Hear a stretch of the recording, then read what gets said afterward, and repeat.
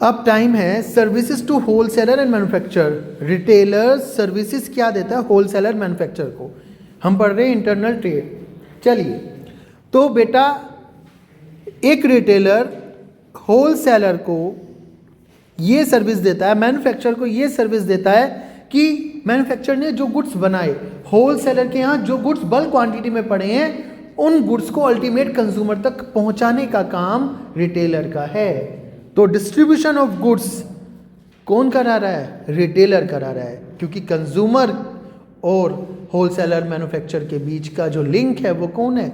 Retailer है। Okay, personal selling करता है। देखिए, एड आया, एडवर्टाइजमेंट करा, पैम्फलेट छपवाकर आपने डिस्ट्रीब्यूशन कराया, टीवी, मीडिया, न्यूज़पेपर, जिस तरीके से भी आपने एडवर्टाइजमेंट करा, आपने केवल इंफॉर्मेशन दी है कंज्यूमर को कि क्या क्या गुड्स मार्केट में अवेलेबल है। एक इनका रिव्यू जो मिलेगा कस्टमर से वो यूज़ करने के बाद मिलेगा, बट कस्टमर उसको परचेज करने में ही हिचकता है, उसे प्रॉब्लम आती है, वो कंफ्यूजन में रहता है खरीदना चाहिए न्यू प्रोडक्ट या नहीं खरीदना चाहिए। तो वो रिटेलर ही होता है जो कंज्यूमर को इस बात की एश्योरिटी देता है, एश्योरेंस देता है कि you have to purchase this product and I am guaranteeing you that this product is good. ये प्रोडक्ट अच्छा है, मैं आपको गारंटी देता हूँ। यदि प्रोडक्ट बेकार भी निकला तो आप मेरे पास आना। कौन कह रहा है? रिटेलर कह रहा है। इसी एश्योरेंस के साथ कंज्यूमर क्या कर रहा है? गुड्स को परचेज कर रहा है। होता है ऐसा ही? तो this is the thing. Personal selling कौन कर रहा है? रिटेलर कर रहा है। Enabling large scale production. Large scale production को इनेबल करवाता है किससे? मैन्युफैक्चरर से। बल्क क्वांटिटी में खरीदवाता है किससे? होलसेलर से। होलसेलर किसके दम पर सामान बेच रहा है? रिटेलर के दम पर। तो होलसेलर को रिटेलर्स ही तो कह रहे हैं कि you have to produce these goods in a large quantity and जो होलसेलर है उसे कह रहा है कि आप बल्क क्वांटिटी में परचेज करो। होलसेलर किससे? मैन्युफैक्चरर से। और ये अल्टीमेट कंज्यूमर को बेचने की लायबिलिटी किसकी है? हमारी है, क्योंकि रिटेलर ही अल्टीमेट कंज्यूमर को बेच रहा है। यदि रिटेलर ना हो तो होलसेलर लार्ज क्वांटिटी में गुड्स को प्रोड्यूस नहीं करा पाएगा और मैन्युफैक्चरर प्रोड्यूस नहीं कर पाएगा, क्योंकि रिटेलर ही अल्टीमेट कंज्यूमर को एश्योरेंस दे रहा है कि आप खरीदो, बेच रहा है। ठीक है ना? Helpful in promotion. प्रमोशन पहले किसने करा? टीवी, मीडिया ने करा। और फिर लास्ट में किसने करा? हमने फर्स्ट पॉइंट में ही पढ़ा था डिस्ट्रीब्यूशन ऑफ गुड के समय, रिटेलर ने करा कि इस पर्टिकुलर प्रोडक्ट में ये क्वालिटी है। और कभी कभी तो आप देखते भी हैं कि रिटेलर कहता है सर मैं इस पर्टिकुलर प्रोडक्ट को यूज़ कर रहा हूँ, ये बहुत अच्छा प्रोडक्ट है, आप खरीद के ले जाइए। तो वो अल्टीमेट कंज्यूमर को कह रहा है कि मैंने करा है, तो प्रमोशन कर रहा है एक तरह से। क्या कह रहा है? प्रमोशन कर रहा है। कलेक्टिंग मार्केट इंफॉर्मेशन, ये आपने होलसेलर के टाइम पे ही पढ़ा था। क्या कि रिटेलर कंज्यूमर से इंफॉर्मेशन ले रहा है आपको किस तरह का प्रोडक्ट चाहिए, क्या कमी है प्रोडक्ट में, आप क्या चाहते हैं, और इस इंफॉर्मेशन को क्या कर रहा है? ट्रांसफर कर रहा है टू द होलसेलर। और होलसेलर किसे कह रहा है? मैन्युफैक्चरर को। तो रिटेलर कलेक्ट करता है अल्टीमेट कंज्यूमर से सारी information according to the their needs. ठीक है? तो ये था सर्विसेज होलसेलर्स की मैन्युफैक्चरर को। अब लास्ट में बात आती है कि रिटेलर्स का क्लासीफाई कैसे करें, रिटेलर्स किस किस तरह के होते हैं बेटा। तो यहाँ पे बताएं according to size, product mix, pricing, service level, form of ownership, इन टाइप से हम रिटेलर्स को क्लासीफाई कर सकते हैं। साइज, भाई जानते हैं आप, कोई particular seller, retailer small quantity goods की रखता है, उसकी छोटी सी शॉप होती है, तो according to his area availability वो गुड्स बेचता है। ठीक है?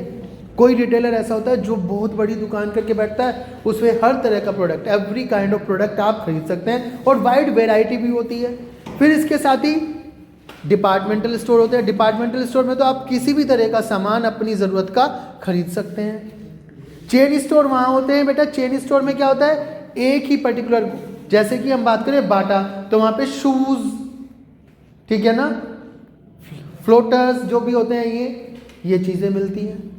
तो अलग अलग टाइप्स के साइज के अकॉर्डिंग आप क्या कर सकते हैं? रिटेलर्स को डिवाइड कर सकते हैं, रिटेल ट्रेड को डिवाइड कर सकते हैं।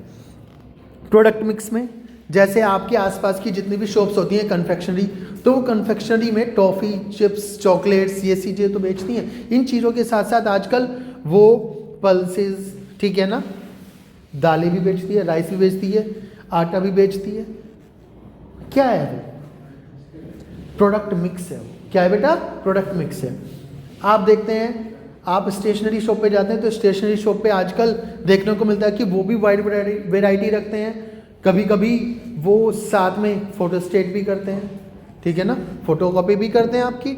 और इसके अलावा क्या होता है, फोटोकॉपी के अलावा कुछ ऐसे होते हैं रिचार्जेस भी करते हैं, ऑनलाइन पेमेंट भी करते हैं। तो वो क्या है? प्रोडक्ट मिक्स है। अकॉर्डिंग टू प्रोडक्ट मिक्स किस तरह का प्रोडक्ट्स वो रख सकते हैं जो उनके पर्टिकुलर जो भी बिजनेस है उससे मैच हो जाए, उस तरह के बिजनेस भी आजकल देखने को मिलता है। डिपार्टमेंटल स्टोर की बात करें, वहाँ तो प्रोडक्ट मिक्स ही होता है, हर तरह का प्रोडक्ट आपको मिलता है, हर वेराइटी मिलती है, हर तरह का ब्रांड बेचते हैं, हर साइज में, क्वांटिटी में आपको मिल जाता है। According to your need you will choose.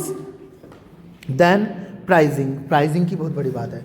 देखो बेटा, कुछ चीज़ें ऐसी होती हैं जहाँ पर सस्ते प्रोडक्ट बिकते हैं, कुछ शॉप्स, और कुछ शॉप्स ऐसी होती हैं जहाँ पर आपको महंगे प्रोडक्ट्स मिलते हैं। जैसे आप अपने एरिया में आजकल देखते हैं 99 स्टोर। तो 99 स्टोर क्या है कि 99 रुपीज़ तक की सारी चीज़ें आपको मिलेंगी, और वहाँ पे वाइड वैरायटी मिल जाती है 99 में भी आपको। 100 स्टोर, 299 स्टोर, तो सस्ता सामान बेच रहे हैं। क्या बेच रहे हैं? सस्ता सामान। ज़्यादा महंगा सामान वहाँ मिलता ही नहीं, बट उतने तक भी बहुत सारी वैरायटी आपको मिल जाएंगी। तो प्राइसिंग लेवल के हिसाब से भी जो रिटेलर्स हैं वो बिजनेस करते हैं, ठीक है। जैसे आप देखते हैं रिटेलर्स में कोई आपकी स्ट्रीट्स में कुछ वेंडर्स आते हैं, ठीक है, सामान लेके और बेच के चले आते हैं। तो उनके पास जितने भी गुड्स होते हैं वो लो क्वालिटी या लो प्राइस के, मान लीजिए, क्या मान लीजिए, लो प्राइस के होते हैं। बट वही जो गुड्स हैं या अलग वेराइटी आप देखना चाहें उसी प्रोडक्ट लाइन में, आप किसी शॉप पे जाइए, शोरूम पे जाइए, तो वहाँ पे आपको महंगे प्रोडक्ट्स भी मिलेंगे।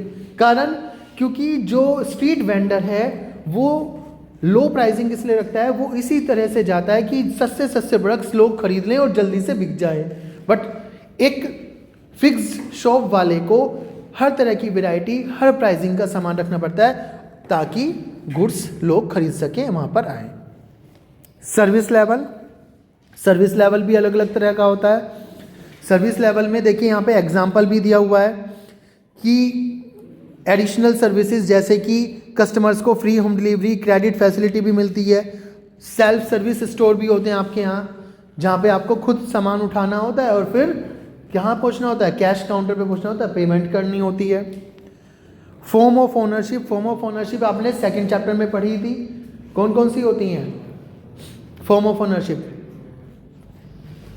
सिंगल ओनर, पार्टनरशिप, और कौन सी होती है? हिंदू अनडिवाइडेड फैमिली, और कौन सा होता है? कंपनी।